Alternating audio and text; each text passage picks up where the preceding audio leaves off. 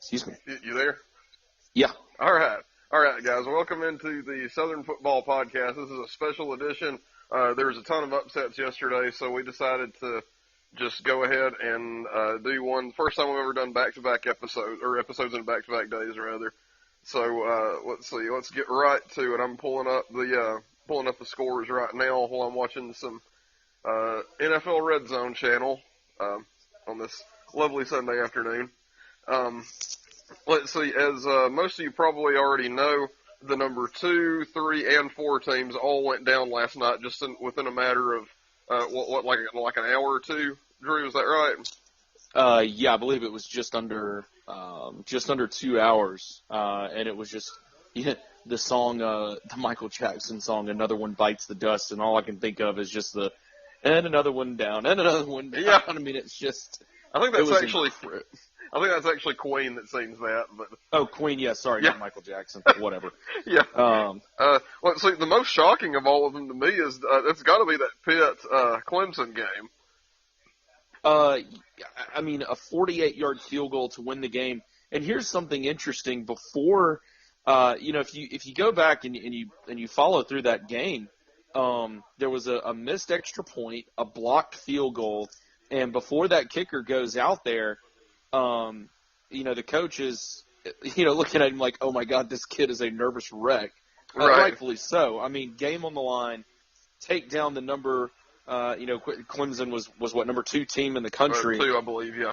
And so the head coach goes over to him, puts both arms around him, says some motivational words, and gives the dude a kiss on the cheek. And you just see this big old grin come across the kicker's face, and he goes out there and just boots a 48-yarder to beat Clemson. Unbelievable. Yeah, that's crazy. I'm looking at the stats from this game. Did you see Deshaun Watson's stats, what he did? Or lack thereof? No, he threw it. He was 52 of 70 for 580 yards. And Lord. 3 touchdowns. Yeah, but the thing is, I mean, we know you've got to be able to run the football to win games against quality opponents. They ran it 25 times for 50 yards. So just lack of commitment to the running game is what it looks like to me. And obviously a complete absentee defensive outing for the Clemson Tigers. Yes, yeah, definitely. They gave up, 308 yards through the air to, I think it's Nathan Peterman is the quarterback's name, and he threw 5 touchdown passes. And James Conner, I think a lot of our listeners know he's a cancer survivor. Missed last year with I think it was Hodgkin's lymphoma. I could be wrong about that, but I know he's a cancer survivor. So hats off to him, man. That takes some serious guts to come back from something like that. He ran 20 times for 132 yards and caught 3 passes for 57 yards. So, wow. I think, he'd probably be their player of the game. Let's see. We've got, my pick to actually win the whole thing was Michigan, before the season started. But they just stunk it up all over the place in Iowa City last night. They had. Remember when we did the show yesterday morning and I said I was tempted to pick Iowa? Yeah, I kind of laughed it off. I was like, yeah, right, whatever. But yeah, they go out there just lay an absolute stink bomb on the field. Their MO had been running the football game, taking care of the football. They do neither in this game. They had they had a lost fumble and an interception, so 2 turnovers, and let's see, they ran it 35 times for 98 yards. Just couldn't get anything going. Obviously in the running game, Wilton Spate, who'd played really well, just played horribly, actually. 11 for 26, 103 yards, and an interception, no touchdowns. And they go down 14-13. I mean, that'll happen when you don't make big plays and you can't run the football. So here's something to think about. You have to actually rewind history 31 years back to 1985, the last time that Iowa beat a top 3 opponent. Seriously? Now hang on. Huh. Let's go a little further into that story. That game was Michigan at Iowa. Let's go really? A little further. Okay. Yeah. Let's go. Let's keep chasing this rabbit down the hole. Yeah. that game was also won on a late drive by Iowa with a field goal to win the game.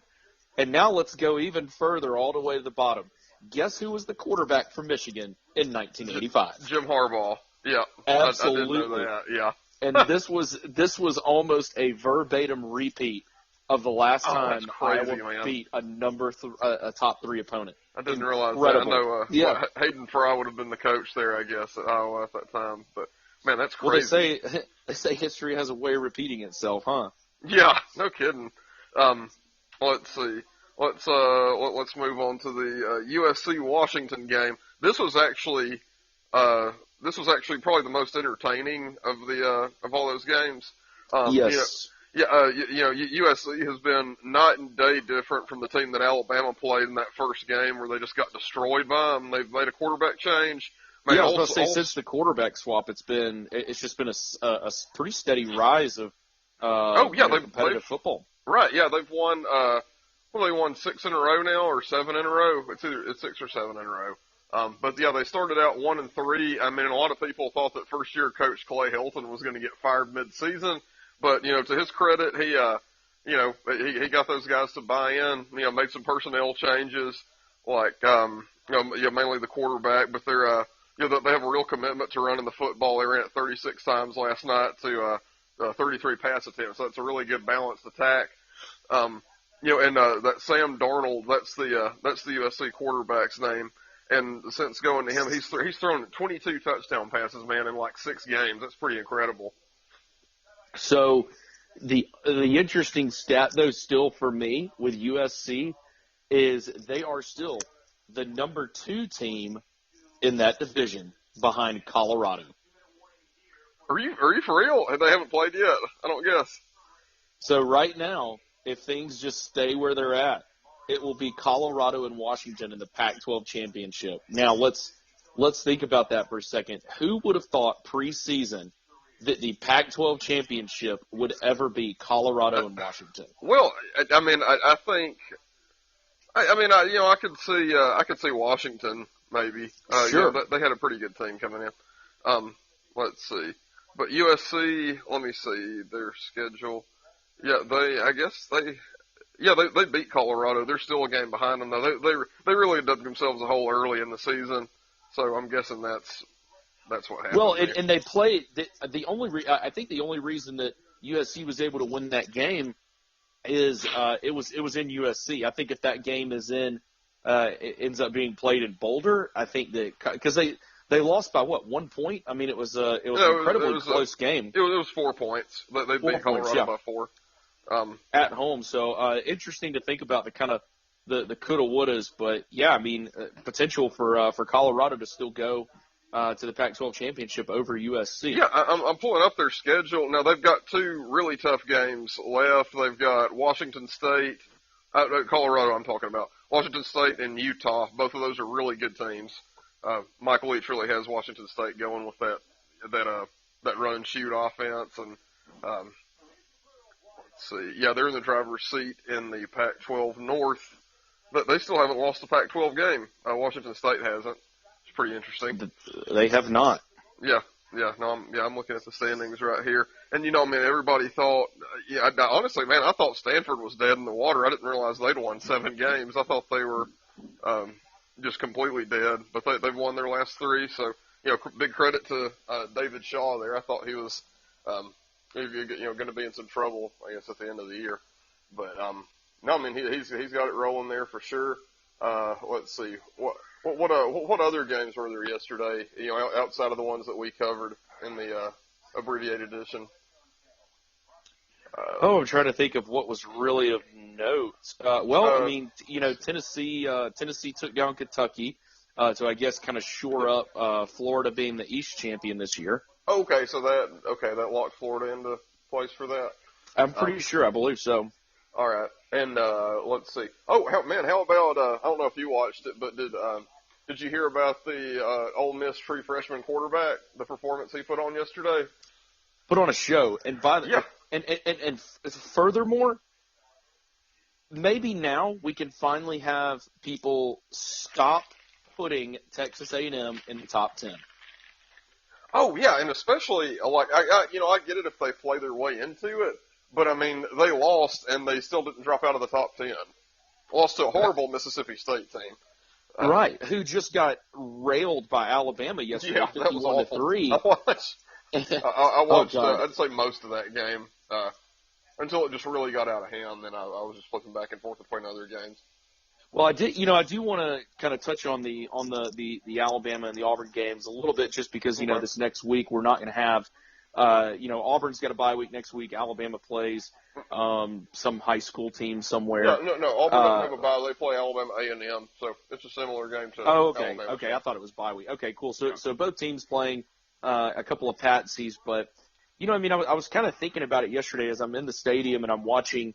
Where you get to see a lot of things that you don't see if you're watching the game on TV. And case in point, you try to think about what puts Alabama apart. Like where, because now Alabama fans, or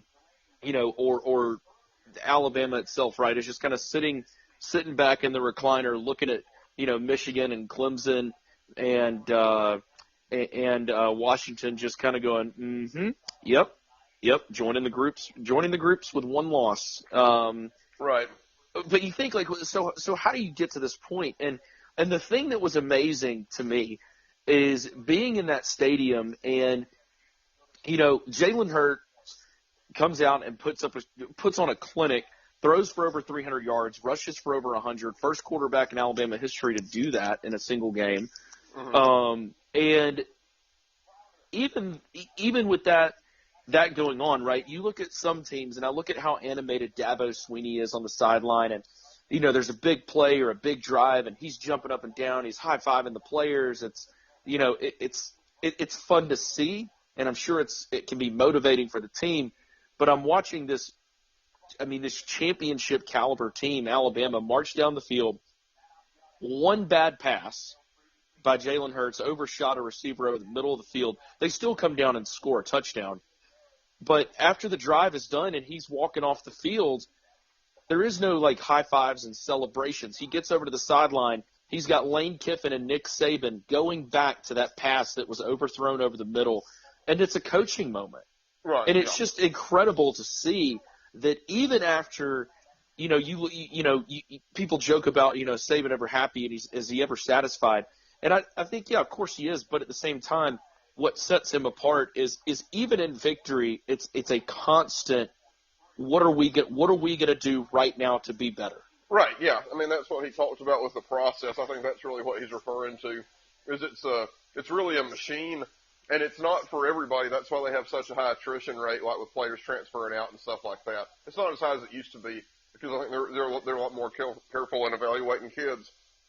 But Sure. Yeah, I mean, for a while, you remember there was like a mass exodus, like B.J. Scott, Corey Grant, that's a couple just off the top of my head. But I mean, it'd be 4 or 5 kids every single year that would transfer out just because of the burnout factor. Right. It is a 24/7 lifestyle at that school. Right. Yeah. It is your job, and that's the thing that's just every single person on that field yesterday was just so methodical, so just laser focused. Right. I mean, there is no I tipped a pass away as a cornerback. They're not getting up and jumping around and celebrating and all that. It's just, yeah, that's what I'm supposed to do. That's Right. why I'm on the field. Right. And it was interesting. I was listening to a discussion about, people talking about, well, why isn't, especially after the performance yesterday, why isn't Jalen Hurts in the Heisman conversation? And I think I want to give, I've got an opinion on that. I think the reason is, to me, the Heisman race starts in the offseason. You have these couple of players that the media gets behind. Rightfully so. I'm not saying that's a bad way to do it. But people are talking about Deshaun Watson before the season even starts. Sure. And I think the way that Nick Saban sets up that system in Alabama, you're never really going to have – we didn't even know who the starting quarterback was going to be until the first game of the year. And I think with that kind of secrecy about the program, right, like who needs to know who the starting quarterback is other than the coaches? The other players don't need to know. So it's just almost this air of mystery around the program, and then you come out and it's a machine, like you already said. So it's almost, in my mind, I don't know that there's ever going to be Maybe next year, obviously we will anticipate Jalen Hurts is going to remain the starter through the 2017 season unless something crazy happens. But if he don't get hurt or something like that. And it's just that system that he runs where, if he did, for example, Nick Saban has another quarterback that can come in and maybe not be as dynamic, but can manage the offense. He can execute whatever game plan they put in place for that specific guy. I mean, look at the McElroys, the AJ McCarrons of the world. These guys are not, they're not just these freak of nature athletes. They're not a Lamar Jackson or something to that effect. But what they are is they're highly intelligent. They completely buy into this Sabanizing effect, and they come out and just manage the game. You minimize turnovers. You don't put yourself in bad positions on the field, and you see the results, but the outcome of that, I think, is why you don't see somebody like a Jalen Hurts at the top of the Heisman discussions or something like that. So. Sure, I could totally see that or buy into that. Now I will say he's getting some love now, as far as Heisman. I think I think he'll be invited to New York. He may not be in the top three, but he'll be sitting there on the second row, if nothing else. Oh, sure, I see what you're saying. He's, I don't know. There's, like you said a minute, normally it's guys that are really experienced and everything, like a Lamar Jackson who had, he's got a full year starting under his belt. So, they sort of have an idea of what to expect from those guys. But, exactly. I will point out that, what is it, like 4 of the last 5 Heisman winners have been first-time starters at their position. So you got or maybe it's going back further than that. So you got Cam Newton, Johnny Manziel. They were, first-time starters at their position. So for what that's worth. And I think Derrick Henry actually was too, because Yeldon was a starter before him. But correct. Yeah, that was Henry's. Yeah, that was his first year. That was his first year as the starter. I know he played a lot and stuff like that, but as right. But as the number one on the chart. Yeah. Yeah. Same for Mark Ingram, if I'm not mistaken in that. Yes. Yeah. Correct. Yep. So I gotta ask. And I'm not. I don't want to stir up any emotions, but as an Auburn fan, the day after that performance, where are you at mentally? Because to me, I'm not to lead you on or anything like that, but in my mind, we talked about it in yesterday's show with Petway being, starting the year third, maybe even lower in the depth chart, and then all of a sudden, a couple of weeks in, he emerges onto the scene and he's like manna from heaven, and it was, it just completely changed the dynamic down there in the Plains. But we see him go down, and it's just completely unraveled, seemingly. And it's got to be concerning, right? Oh, again, of course. It's coaching. That's a coaching issue. It is. I will say it's not just Petway. Like Sean White, I don't know if you watched the game or not yesterday, but Sean White's clearly hurt. He might have been 70% yesterday. No, I don't even think he was that much, man. He was 6 for 20 in the passing game. He only threw for 15 yards. That's and it wasn't. He had a couple of balls dropped and stuff like that, but he couldn't throw it further than 15 yards down the field.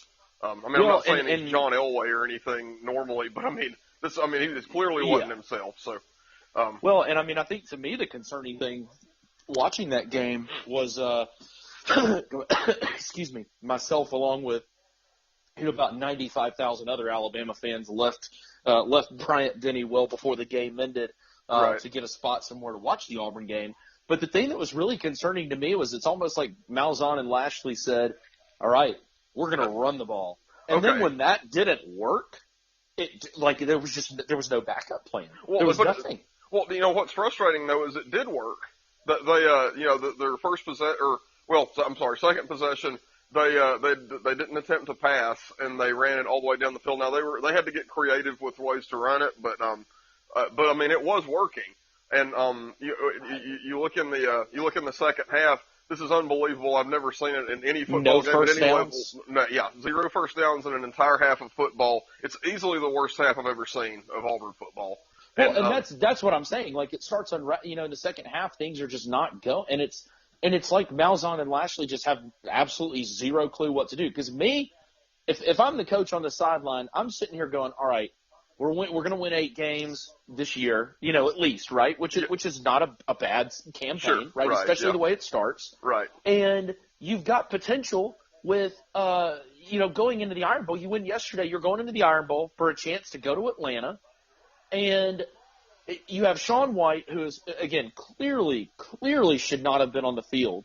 You have John Franklin, who could have, at least give him a shot. And then you've got, what's the other quarterback? Is it Jeremy Johnson? Jeremy Johnson, yeah. I mean, he is a turnover factory, but you've got a true freshman sitting on the bench who's redshirted this year, who, by all reports coming out of practice and everything else, can throw the ball a mile, can run, and is just a heck of a gifted athlete. Yeah. If I'm the coach, I'm going, you know what? Take the red shirt off, get out there, and let's try to do something, because what we're doing now ain't working. No, and we have to win this game. Yeah, we have to win. Right. That was a must-win yesterday, almost a career-defining, if you will. Because that's where the real coaching comes into play, is when you're not. Yes. When you're not yourself. As far as the team's health and stuff. But it's I don't know, man. It's just so frustrating. Because we had two 5-star running backs leave the team before the season even started, with Javon Robinson and Rock Thomas. So it's just been one one turd after another. I don't know how else to say it. Does the chatter resume now? I mean, do people? Are we calling for Malzahn's job tomorrow? Oh, there's people are hot. I mean, no question. And they should be. I mean, that's just totally inexcusable what we saw yesterday. And one other thing I want to say, you saying that Nick Saban keeps this sort of mystery aura or whatever around the Alabama football program, but it's really frustrating when you lose games like that, where nobody knows anything. And, like I said, they didn't disclose White's injury. They acted like he was 100%, to be honest with you. And also, as early as, or as recent as Thursday, Malzahn said that Petway was a quick healer and that he was on his way back and all this other stuff. I found out yesterday that he tore a quad, so he's not coming back this year. So, good Lord. That's just, it's just being secretive for the sake of being secretive. There is no plan. It's just, what difference was it going to make if people knew that Cam Petway wasn't going to play yesterday? Honestly, if I'm Shaun White and I'm looking at the coaching staff and they're telling me I'm getting a start and I'm feeling the way I am, you got to be giving them the proverbial finger, right? I mean, you're sitting here going, what do you mean I'm starting? I can't throw the ball 15 yards. Yeah, but there's a sense of camaraderie where, he doesn't want to let his teammates down, I'm sure. But that had to have crossed his mind for sure. But, I don't know. I don't know why in the second half they didn't, just give it a shot with John Franklin. Anything, right? Anything. Right, yeah. Else.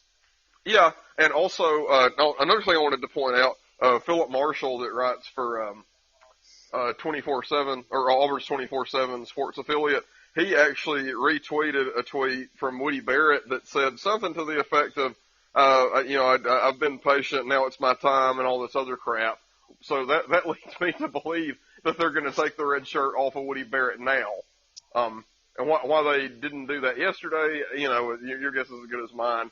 We could have manufactured some first downs, kicked a couple of field goals in the second half, and probably won the game. But it's concerning as a coaching decision. Then if you're going to wait until then going into the Alabama A&M and then the Iron Bowl to pull a red shirt. Now there's legitimately no point. Well, but it's something that reeks of a Gus Malzahn decision, because I'm not saying I agree with this, but I'm saying from Malzahn's standpoint, that'll give him a game under his belt going into the Iron Bowl. They can sort of use it like a tune-up game to sort of see what they've got with him. And that's how he is and will always be. He's a reactionary guy. He's not like he's not He's not progressive. He's reactionary. So, Goodness. Yeah, it's frustrating to see, man. But whatever. I mean, that's like you said, if you told me before the season started, or, especially after the first 3 games that we finished with 8 wins, I'd have probably been okay with that. So it's not the win total per se, but yeah, I mean, it's just frustrating to watch. Well, really appreciate you guys tuning in for kind of a special Sunday show, and definitely want to wish everybody's teams good luck going in. Like I said, Alabama and Auburn both kind of going into what effectively is like an off week. Right. Nothing to sleep on, but look for Alabama. I think gets some depth out there on the field, and really just kind of uses it as a tune-up going into the Iron Bowl for sure. And you're probably right, Stephen. I mean, you're probably looking at a situation where Auburn now tries to figure out maybe if they have anything, if they have a chance. I mean, coming into Tuscaloosa in 2 weeks. Yeah. No, I mean, that's, like I said, I mean, that's something that reeks of a Malzahn. We're going to be tricky and all this other crap. Like they did with Jeremy Johnson to start the season out. Like he had said that Sean White was the starter, and then he throws this just joke of a game plan out on the field, and in which we played 3 quarterbacks in 3 consecutive snaps, which was ridiculous. But anyway, I don't know, man. We'll see what the next couple of weeks hold, and hopefully we can come out of Tuscaloosa with a win. But we'll see. But well, as always, I'll sign off with a Roll Tide. All right, I'm going to give you a big War Eagle for now. All right. Thank you, guys. All right. Have a good one.